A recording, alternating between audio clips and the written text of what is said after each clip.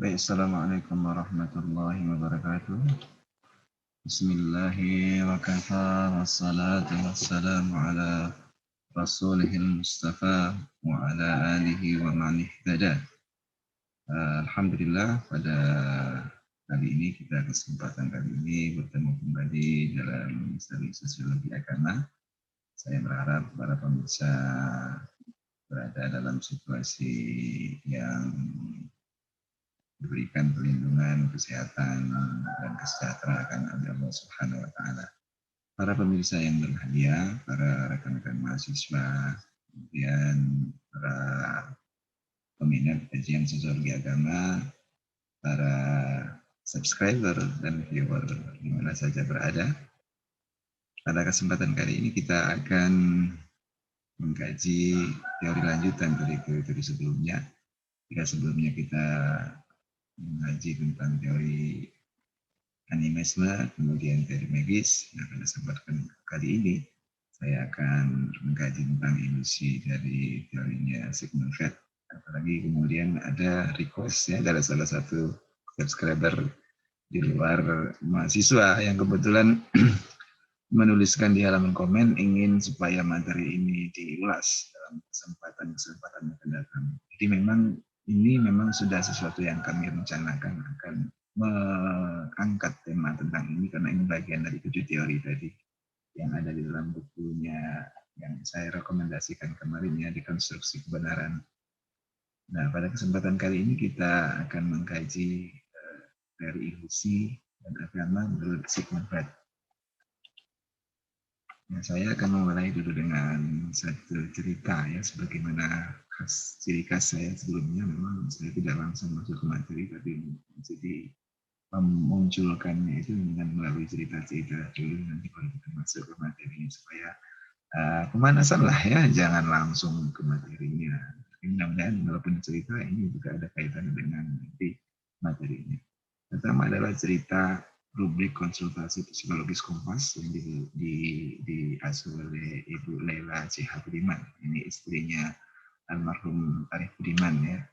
Tapi sekarang beliau sudah tidak lagi mengasuh rubrik ini ya, karena mereka waktu itu kembali ke Australia kalau tidak salah waktu itu ya. Sekarang beliau memang sudah tidak lagi mengasuh di sana. Tapi waktu tulisan ini muncul, saya membacanya di harian Kompas ya, karena saya kebetulan berlangganan surat dari Kompas, membaca tulisan-tulisan Ibu Laila itu luar biasa. Memang dia seorang psikolog yang banyak memberikan tawaran-tawaran dan solusi-solusi terhadap persoalan-persoalan yang terkait dengan psikologis ya. Nah, ini kalau versi bukunya sudah ada nih, terbit Gonjang-ganjing Perkawinan. Ini akhirnya dibukukan ya oleh beliau ya. Pembahasan-pembahasan yang ada di dalam rubrik tadi.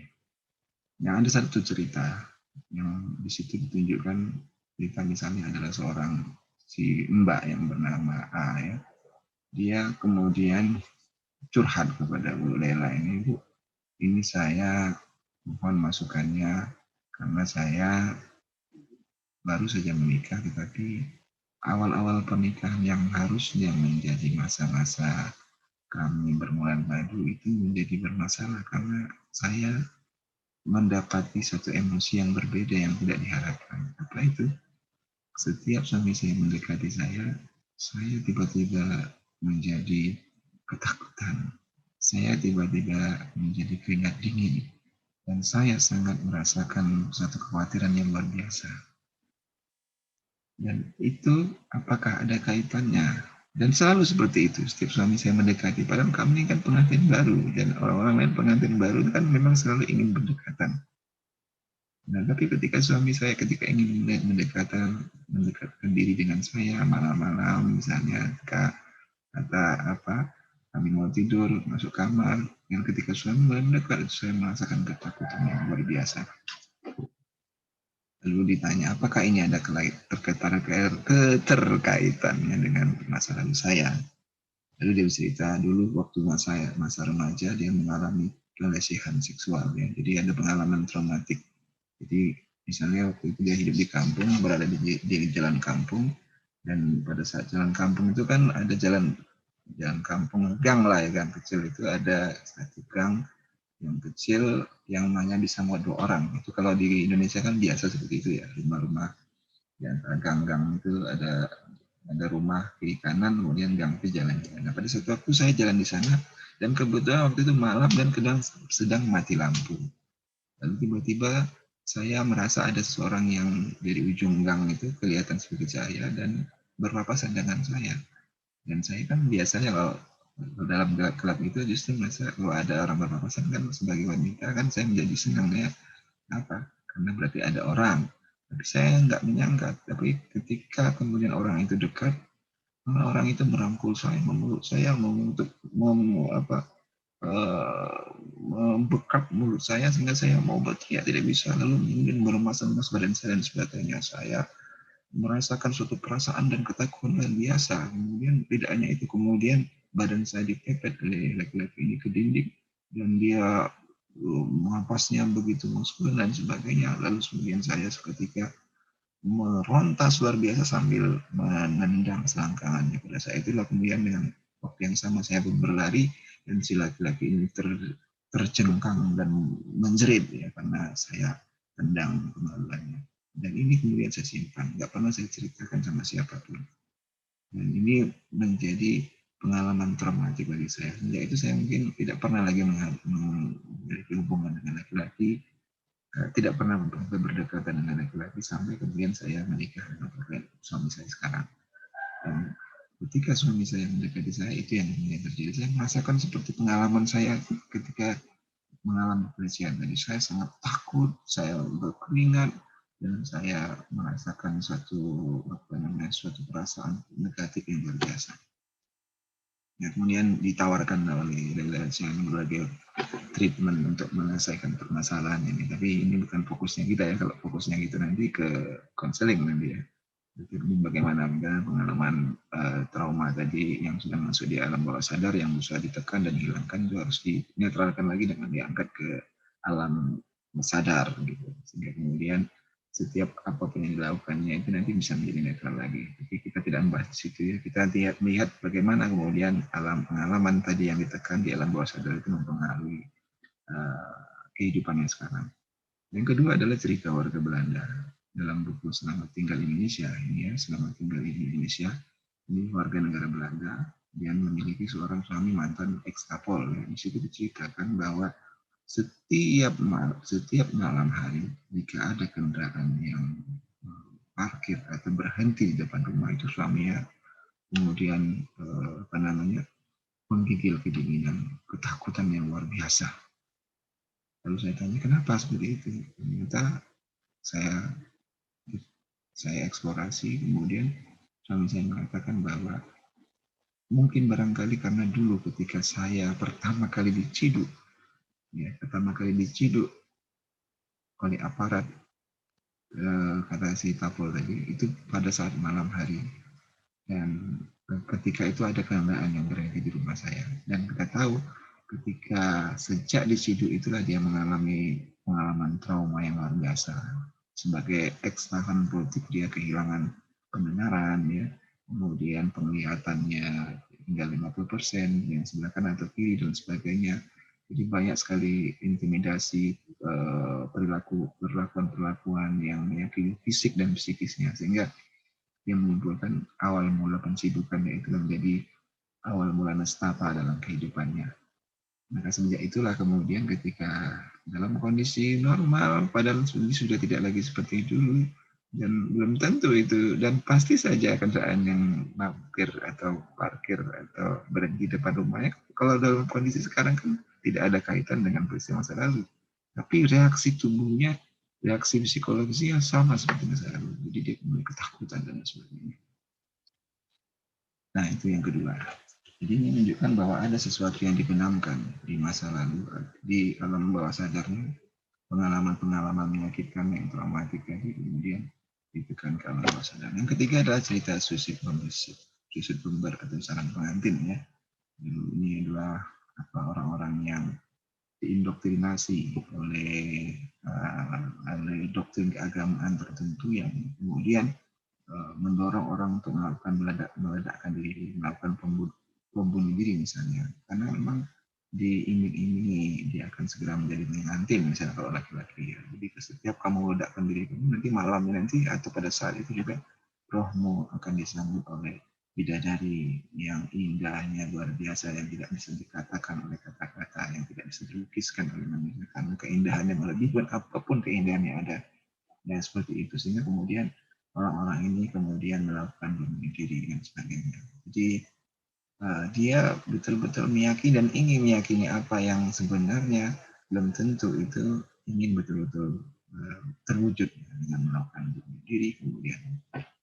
Nah ini 3 cerita yang ada kaitannya dengan materi kita. Untuk itu dalam kesempatan kali ini kita akan mendeskripsikan teori psikoanalisis Sigmund Freud, kemudian mengeksplorasi teori ilusi Sigmund Freud, kemudian mendiskusikan konsep kemunculan agama Sigmund Freud.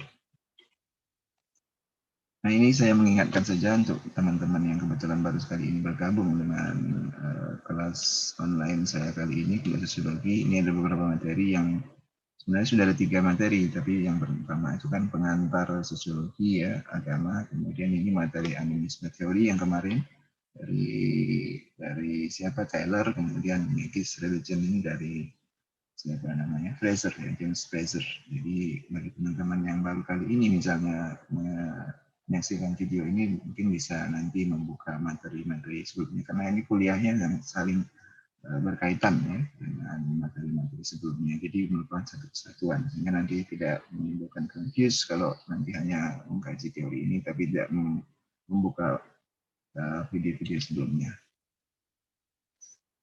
Nah, pertanyaan kita adalah bagaimana konsep alam bawah sadarnya Sigmund Freud, bagaimana teori ilusi Sigmund Freud, bagaimana kemunculan agama menurut Sigmund Freud akan kita kaji dalam materi kali ini. Nah, komitmen kita saya pertama ingin menyimak bagaimana saya mengharapkan supaya teman-teman semua, para mahasiswa, para peminat dan subscriber dan viewer ini bisa menyimak materi ini secara seksama ya, karena menjadikan materi ini hanya sebatas konsumsi akademik ya. Jadi konsumsi akademik jangan kemudian dibawa keluar ya. Karena kita khawatir nanti kalau dibawa keluar, dibawa di ranah yang bukan akademik, nanti akan terjadi confuse, salah pahaman. Karena materi-materi ini mungkin saja tidak berkaitan apa-apa, bisa saja nanti tidak sesuai dengan pas dengan ada yang di masyarakat ya, kemudian masyarakat bisa menilai dan sebagainya. Tapi ini kan pendapat orang lain ya, bukan pendapat saya, tapi pendapatnya Freud tentang teori-teori agama.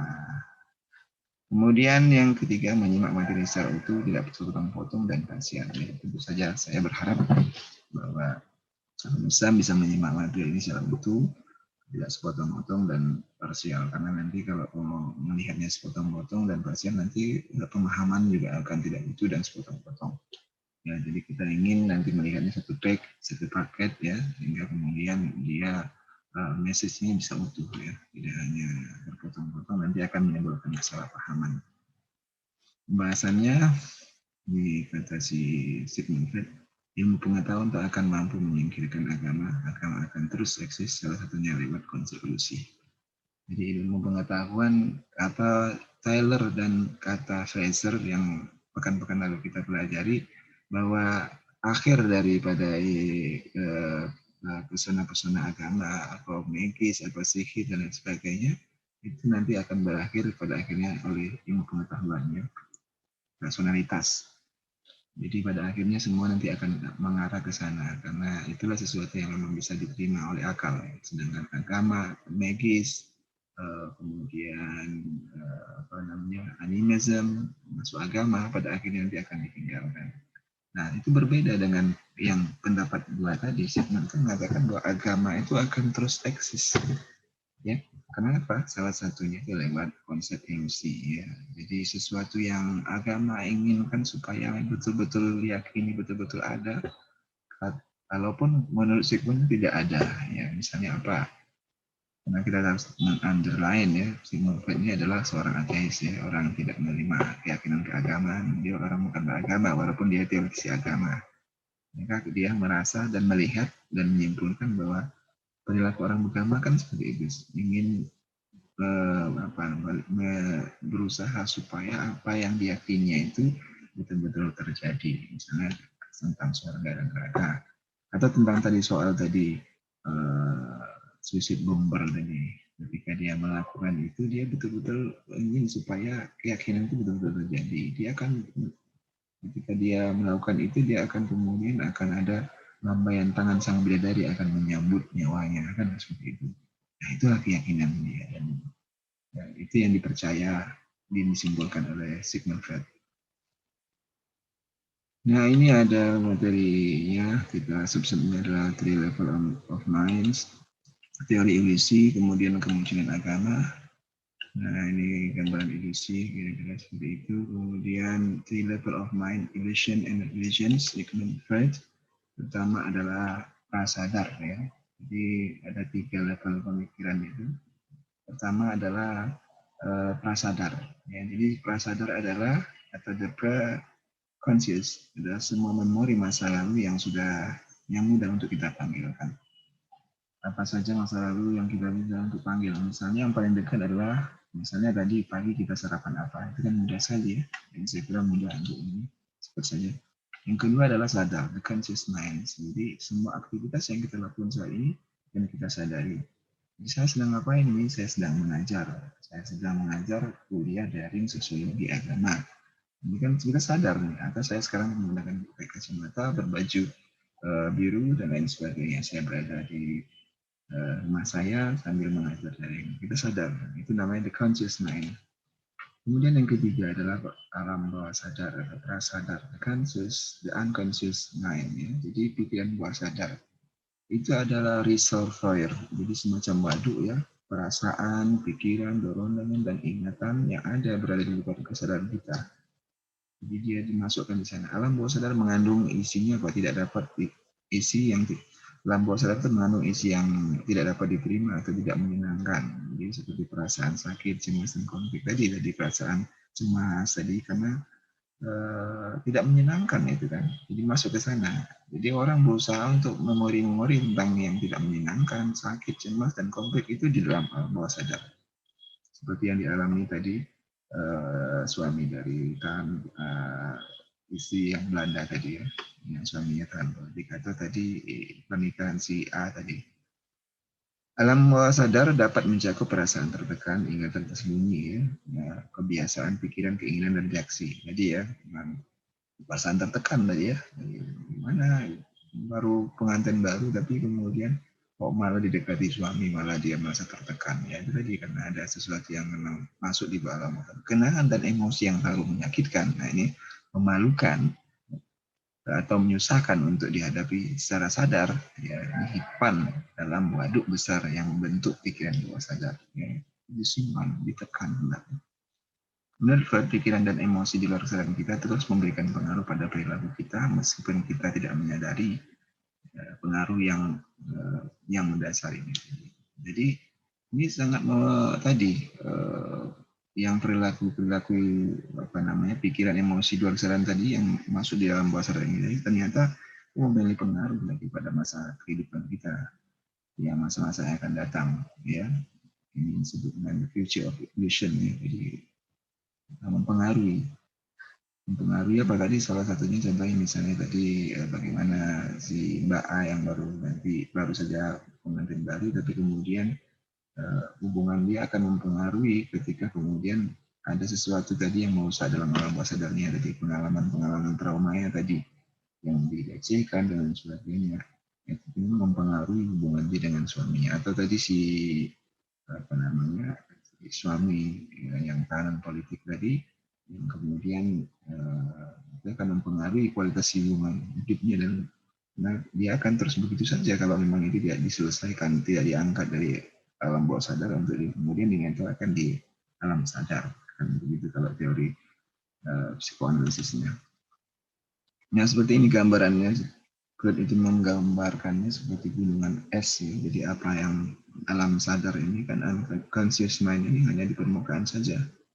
Tapi di yang bawah ini menjadi bagian yang besar. Di sini ada preconscious, kemudian ada unconscious, ada alam prasadar, ada alam bawah sadar. Ini bagian yang besar sebenarnya dari pikiran manusia. Jadi banyak yang dibenamkan di dalam badan ini sangat mempengaruhi apa yang ada eksistensi di atas. Jadi eksistensi yang di bawah ini sangat mempengaruhi apa yang di atas. Karena yang bawah ini yang paling besar dari diri manusia, dari kesadaran manusia. Jadi kalau tidak dikelola dengan baik, ini akan merusak dan menghancurkan yang di atas yang seperti itu. Jadi seperti itu. Ilusi Sigmund Freud, Freud mengartikan ilusi itu adalah keyakinan. Jadi seorang yang sangat ingin menjadikan kenyataan. Jadi itu ya, di teori tadi. Jadi ilusi adalah keyakinan seseorang yang sangat ingin untuk menjadikan sesuatu itu nyata, ya, yang diyakini itu nyata dan ingin sekali supaya itu memang betul nyata. Seperti tadi keyakinan para suicide bomber, ya, para pelaku bom bunuh diri itu kan ingin sekali supaya betul-betul nyata ketika dia melakukan tindakan yang dianggap sebagai jihad tadi, meledakkan diri, kemudian dia menjadi pengantin, nanti betul-betul nyata, nanti tidak akan disambut oleh malaikat, bukan malaikat ya, kalau dalam kesadaran dia kan bukan malaikat, yang menyambutnya itu adalah bidadari yang luar biasa, kan? Dia ingin sekali seperti itu. Yang kedua, Freud mencontohkan seperti orang sakit jiwa, meyakini kenyataan berbeda dengan alamnya. Nah ini seperti makanya kemudian Freud mengatakan bahwa perilaku orang beragama tadi itu sama dengan perilaku orang gila. Itu Freud dia, bukan saya ya. Kita tentang seorang beriman menolak itu, tapi dia melihat dari pengalaman-pengalaman dia melakukan apa namanya terapi terhadap pasien-pasien penyakit jiwanya. Apa yang terjadi pasien penyakit jiwa tadi? Ilusi, hidup dalam dunia ilusi, hidup dalam dunia ilusi, hidup di mana dalam hidup itu orang-orang penyakit para pasien penyakit jiwa ini berusaha untuk uh, apa, menyatakan tadi sesuatu yang tidak nyata sebenarnya dianggap real. Ditanya, kamu sekarang lagi ngapain? Oh, saya sekarang lagi di surga. Sama siapa di sana? Oh, saya dengan para bidadari yang cantik-cantik. Padahal kemudian Fred kan melihat di sana tidak ada siapa-siapa. Tapi dia berusaha meyakinkan, benar ini saya sedang berada di sorga, benar ini depan saya ini ada bidadari. Nah itu seperti itu. Nah ilusi adalah salah satu alasan mengapa agama itu eksis. Nah kenapa agama itu eksis? Salah satunya ilusi kita sifat. Karena kekuatan agama itu adalah membangun ilusi-ilusi tadi kita sifat. Maka yang pengetahuan nggak bisa menghilangkan itu karena setiap orang dalam agama memperemper ilusi-ilusi tadi. Apa misalnya ilusi itu? Misalnya kata Freud, atau dalam konsepnya Freud, misalnya surga dan neraka itu kan sesuatu yang bagi dia kan nggak nyata. Bagi si Freud kan nggak nyata, karena dia seorang ateis ya. Kalau kita tentu saja adalah kita sangat percaya dan yakin terhadap surga neraka, terhadap konsep yaumil akhir, konsep eskatologis di dalam keyakinan kita ya. Kenapa? Karena justru keimanan kita itu terletak kepada bagaimana kita menerima hal-hal yang bersifat eskatologis tadi. Dalam surah Al-Baqarah itu kan disebutkan alif lam zalikal kitabul la raiba fihi hudal lil muttaqin alladzina yu'minuna bil ghaibi. Jadi harus beriman kepada yang gaib-gaib tadi, yang eskatologis tadi, surga, neraka, ya, ada hari yaumil akhir, hari pertimbangan dan sebagainya, perhitungan, ada mizan dan sebagainya. Itu kan tidak nyata bagi Fred. Tetapi kita sebagai orang beriman kan justru keimanan kita itu terletak kepada yu'minuna bil ghaib, percaya atau tidak itu. Jadi kalau kita hilang kepercayaan kita terhadap yang gaib tadi, yang dianggap oleh si Fred tadi sebagai ilusi, justru kita dipertanyakan keimanan kita, hilanglah dan musnah keimanan kita. Dan tentu kita tidak, dan setiap orang beragama tentu berusaha itu meyakini sekuat mungkin. Maka disitulah kunci dari kenapa agama itu tidak akan mungkin bisa dihilangkan oleh apapun, masuk sains ya. Karena tadi ada yang disebut bahasanya adalah ateis, dan kalau bahasanya si Freud tadi adalah ilusi, kalau dalam bahasa kita adalah keimanan kita ya. Kemunculan agama. Nah, ini kemunculan agama ini. Jadi bagaimana kemunculan agama ini? Jadi Freud ini kan orang yang rajin membaca naskah-naskah kuno, ya naskah-naskah kuno, dan karena dia memang menguasai banyak bahasa. Salah satu kekuatannya Freud ini menguasai banyak bahasa. Dia belajar di bahasa-bahasa Romawi kuno, bahasa Yunani kuno dan sebagainya. Lalu kita mendapati cerita tentang dalam naskah itu tentang Oedipus. Oedipus ini adalah orang anak raja. Jadi anak raja, kemudian dia melihat bapaknya ini sebagai raja yang luar biasa sukses, makmur. Ya, namanya raja ya makmur ya, berpengaruh dan kuat dan memiliki banyak istri. Ya. Dan salah satu istrinya itu adalah ibunya. Ya. Jadi sebenarnya Oedipus ini sebagai anak laki-laki diperlakukan secara istimewa juga oleh bapaknya karena dia bagaimanapun adalah calon raja juga nanti. Tapi kemudian yang membuat agak jengkel Oedipus dengan bapaknya adalah pertama bapaknya ini sehat terus ya. Ya namanya orang uh, memiliki segalanya ya mungkin memperbanyak umur, istri juga banyak ya. Jadi termasuk juga salah satunya ibunya. Yang membuat dia jengkel adalah uh, ibunya itu memang hanya sekedar istri, bahkan mungkin hanya sekedar saja, tidak istimewa di mata bapaknya.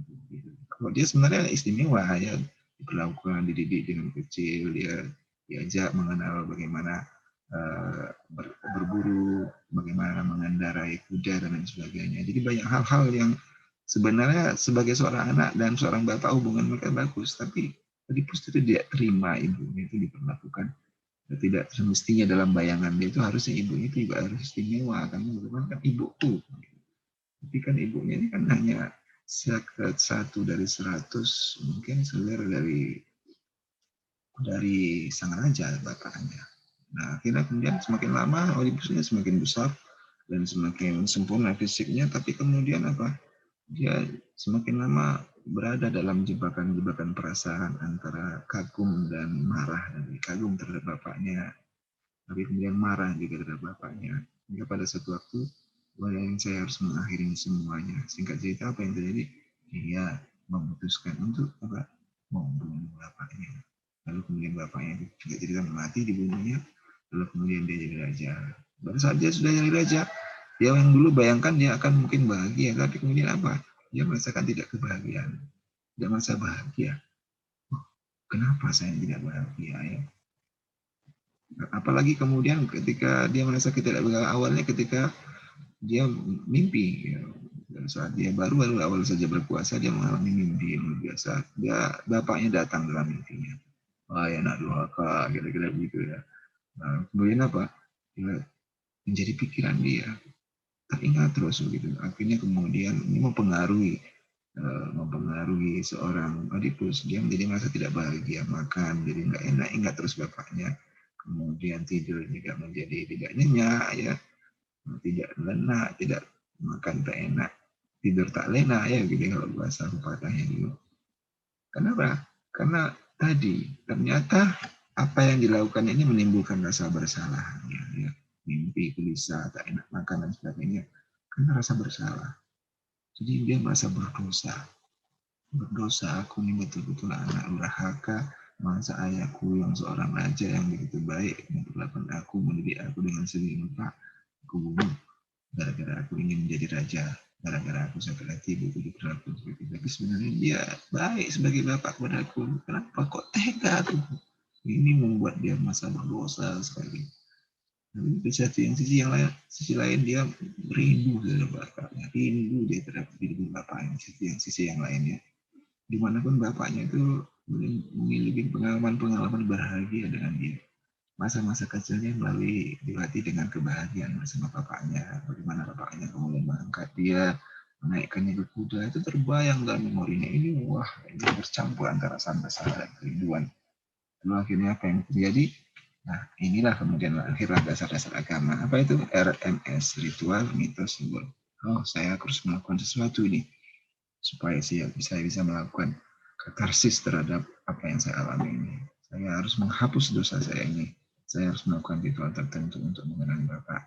Lalu kemudian dibuatlah ritual tertentu untuk mengenang Bapak setiap pagi dan sore, seminggu sekali, atau beberapa hari sekali, dia melakukan ritual tertentu untuk Bapak, untuk mengenang Bapak, ya, untuk yang telah dibunuhnya tadi. Kemudian dibuatlah mitos-mitos, dibuat mitos tentang bapaknya sebagai raja yang luar biasa hebat, memiliki banyak kesaktian, atau kemudian dibuatlah simbol-simbol bapak, patung-patung bapak, foto-foto bapak. Kalau dulu kan patung-patung bapak dipahatkan di mana-mana sebagai penanda kota, di gerbang-gerbang dibangun, di pintu istana dan lain sebagainya dibangun patung-patung bapak dan setiap waktu tertentu orang kemudian diminta supaya melakukan ritual tertentu penyembahan terhadap patung-patung itu.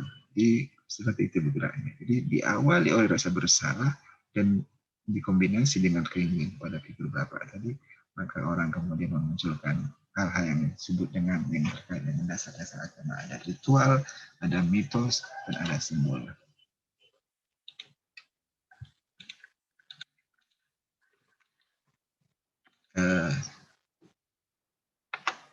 Berikutnya adalah ini kita kok agak apa nih, agak hang ini ya, tidak kali ini mudah-mudahan ini kita bisa berlanjut.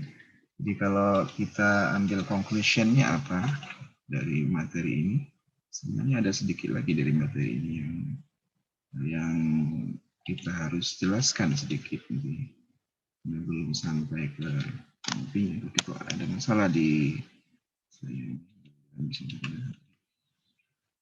tidak bisa. Jadi demikian ya, saya kira bisa kita simpulkan dari materi ini. Saya berharap supaya materi-materi ini bisa semakin memperkaya teman-teman dalam memahami agama, minimal dari segi aspek bagaimana orang-orang seperti Freud ini menilai agama. Jadi pertama, yang ingin disimpulkan bahwa pertama, bagaimana tentang teori-teori alam bawah sadar. Ternyata manusia itu memiliki 3 bentuk kesadaran. Ya. Pertama adalah alam tidak sadar atau prasadar, pre-conscious. Kemudian adalah alam sadar, ya. Jadi conscious mind, ya. Kemudian yang ketiga unconscious mind, ya. Alam sadar tadi, prasadar itu sesuatu yang sudah kita lupakan, tapi mudah sekali kita untuk memanggilnya, merecall-nya baik. Misalnya tadi saya kemarin kemana, itu kan masih kita mudah ingatnya, itu masuk alam bawah sadar. Tapi kemudian alam prasadar, alam sadar itu alam yang sekarang kita sedang melakukan apa dan sebagainya, itu namanya conscious mind. Kemudian ada unconscious mind, alam tidak sadar adalah ketika kemudian kita tidak bisa kita alam bawah sadar itu adalah alam sesuatu yang kita tekan pengalaman-pengalaman biasa, pengalaman traumatik masa lalu, kemudian kita masukkan dalam bawah sadar kita, tidak terasa atau tidak kita sadari sebenarnya kita sedang menekan dan masuk di dalam bawah sadar kita, sehingga pada akhirnya juga mempengaruhi hal-hal yang ke depan, seperti tadi pengalaman orang yang baru menikah tadi, kok dia kemudian mengalami satu pengalaman yang tidak mengenakan, seharusnya menjadi bulan madu tapi kemudian menjadi masalah ketika dia kemudian tidak bisa menghilangkan perasaan ketakutan kekhawatirannya ketika dekati laki-laki, atau tadi seorang mantan tahanan politik tadi yang tidak bisa menghilangkan rasa takutnya ketika ada kendaraan yang berhenti di depan rumahnya karena ada pengalaman traumatik pada masa lalu. Itu yang pertama. Dan ini ibaratnya adalah seperti gunungan es. Jadi gunungan es di permukaan itu adalah yang sadar, ya, pikiran-pikiran sadar, ya. Yang di bawahnya adalah preconscious, ya, jadi sudah mulai dilupakan. Yang di bawah lagi, yang paling besar adalah unconscious. Yang kedua. Dan yang berikutnya adalah bahwa ilusi apa kaitan dengan ilusi? Maka alam ilusi ini adalah kaitannya dengan alam bawah sadar tadi. Jadi segala sesuatu yang kita tekan gitu nanti kan akan memunculkan ilusi yang seperti tadi yang dialami tadi. Dia ketika ada kendaraan berhenti di depan rumah dia ketakutan. Itu kan ilusi. Sebenarnya nggak perlu harus takut kan, karena kan pengalaman sudah berbeda. Tapi ini karena sudah masuk dalam bawah sadar dan sebagainya. Maka ini ada kaitannya dengan asal mula agama yang dalam teori Freud itu dimulai dari pertama adalah pengalaman Oedipus tadi. Oedipus yang membunuh bapaknya, merasa bersalah, merasa rindu sekaligus merasa sangat bersalah pada bapaknya. Kenapa kok dia bunuh bapaknya? Maka kemudian untuk menghilangkan ini dia harus melakukan RMS, ritual itu simbol Laila, dasar-dasar agama, dalam penyembahan tertentu, ritual tertentu terhadap bapaknya, dibuat mitos dan simbol-simbol dari bapaknya tersebut. Tujuannya adalah untuk melakukan katarsis sebenarnya, sehingga itu tidak mengganggu lagi kehidupannya, ya. Saya kira demikian saja. Mudah-mudahan teori ini bisa sedikit membantu kita untuk memahami tentang fenomena agama, minimal dalam teori ini menjelaskan bagaimana perilaku orang beragama tadi, bagaimana agama itu bisa eksis terus-menerus karena memang tadi manusia terus memelihara yang namanya ilusi. Tentu saya berharap supaya materi ini bisa nanti akan dilanjutkan dalam materi berikutnya. Terima kasih kepada perhatiannya kepada para mahasiswa, rekan-rekan peminat kajian sosiologi agama, para subscriber dan para viewer di mana saja berada. Dan kita akan bisa mengikuti kuliah ini dengan kesempatan dan mudah-mudahan mendapat sesuatu dari materi ini, minimal sebagai konsumsi akademik kita yang semakin membuat pemahaman kita tentang memahami agama itu menjadi lebih holistik, menjadi lebih luas dan lain sebagainya. Atas perhatiannya saya ucapkan terima kasih. Assalamualaikum warahmatullahi wabarakatuh.